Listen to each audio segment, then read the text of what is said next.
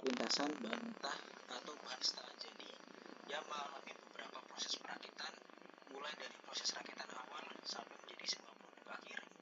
Tujuan dari konsep line balancing adalah mendapatkan nilai balance nilai atau idle time atau waktu menganggur yang minimum dan efisiensi yang maksimal. Nah, ini dikutip dari Sulisyo 2022. Kemudian untuk materi yang kedua ada perancangan organisasi. Organisasi adalah wadah kegiatan daripada orang-orang yang bekerja sama dalam usahanya mencapai tujuan.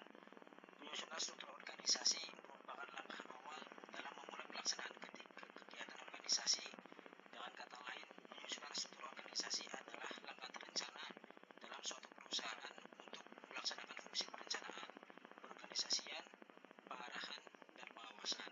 Setiap anggota organisasi yang ditempatkan pada unit-unit kerja yang dibentuk dalam struktur organisasi yang mempunyai tugas dan tanggung jawab masing-masing akan menjalankan peran mereka sebagai sumbangsi dalam usaha pencapaian tujuan perusahaan. Ini dikutip dari Hakim 2022. Kemudian akan dilanjutkan oleh teman saya Gian Nauf Madoni. Baik, untuk selanjutnya yaitu peramalan. Nah, di peramalan ini setiap perusahaan menginginkan keuntungan maksimum sehingga dibutuhkan suatu teknik peramalan penjualan barang yang efektif. Sehingga terjadi penumpukan barang di gudang. Peramalan merupakan suatu kegiatan memperkirakan atau memprediksikan kejadian di masa yang akan datang, tentunya dengan bantuan penyusunan rencana terlebih dahulu, di mana rencana ini dibuat berdasarkan kapasitas dan kemampuan permintaan atau produksi yang telah dilakukan di perusahaan. Adapun beberapa jenis pola peramalan adalah trend, seasonality, cycles, dan horizontal atau stasioner. Saya kembalikan ke moderator.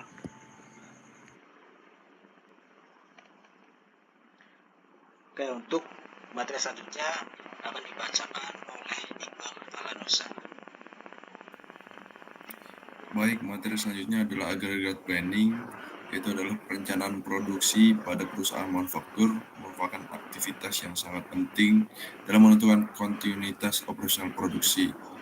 Untuk mengatasinya diperlukan perencanaan. Salah satunya adalah aggregate planning. Perencanaan agregat memungkinkan perusahaan untuk menyusun suatu cara pemanfaatan sumber daya perusahaan secara optimal agar dapat mencapai kapasitas yang efektif dan efisien yang dibuat berdasarkan ramalan permintaan di masa yang akan datang.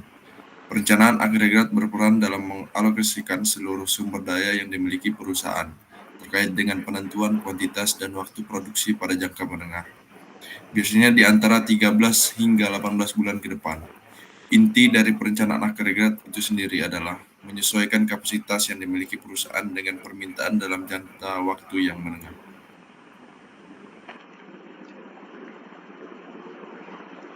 Kemudian materi selanjutnya akan dibacakan oleh Ardan Aljami.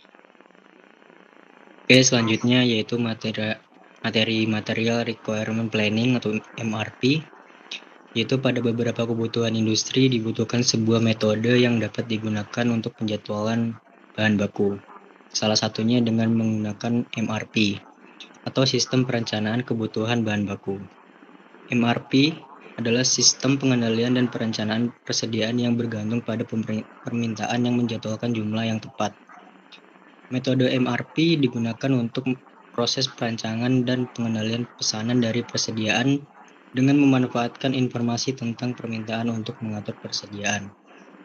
Pengendalian ukuran lot produksi dari berbagai komponen atau item-item dependent demand yang diperlukan untuk membuat suatu produk akhir. Salah satu alasan MRP digunakan secara cepat dan meluas sebagai teknik manajemen produksi, terutama dalam lingkungan manufaktur, karena MRP menggunakan komponen komputer untuk menyimpan dan mengolah data yang berguna dalam menjalankan kegiatan perusahaan. Saya kembalikan kepada moderator.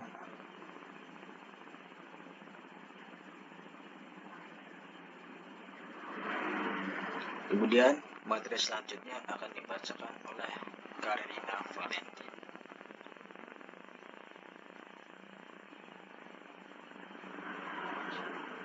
Oke, selanjutnya ada perencanaan kapasitas, di mana Pada saat ini persaingan pasar semakin kompetitif, di mana pelaku industri diharuskan untuk memenuhi permintaan customer dengan merencanakan kapasitas produksi agar dapat memenuhi permintaan dengan tepat waktu.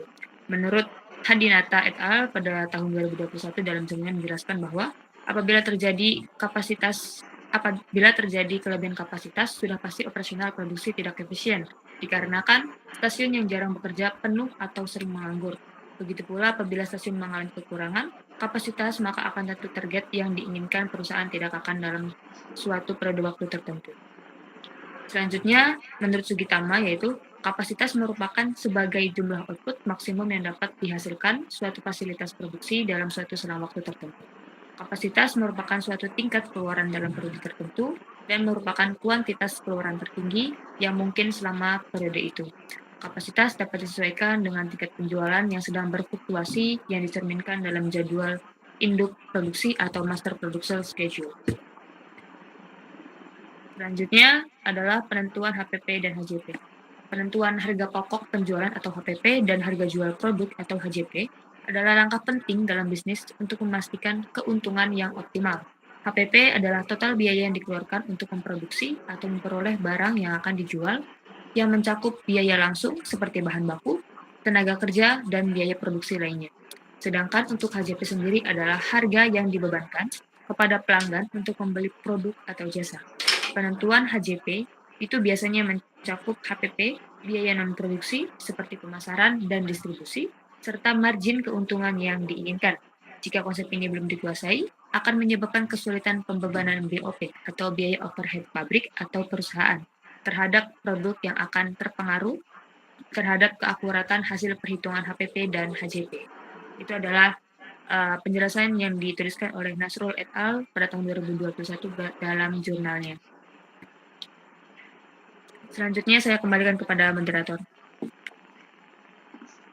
Baik, terima kasih. Dan ini merupakan daftar pustaka dari beberapa jurnal yang kami ambil untuk penjelasan tiap materinya. Baik, mungkin cukup sekian presentasi dari kelompok kami C23 terkait materi yang akan dipelajari ketika praktikum PPT 3 berlangsung. Mohon maaf jika ada salah kata. Wassalamualaikum.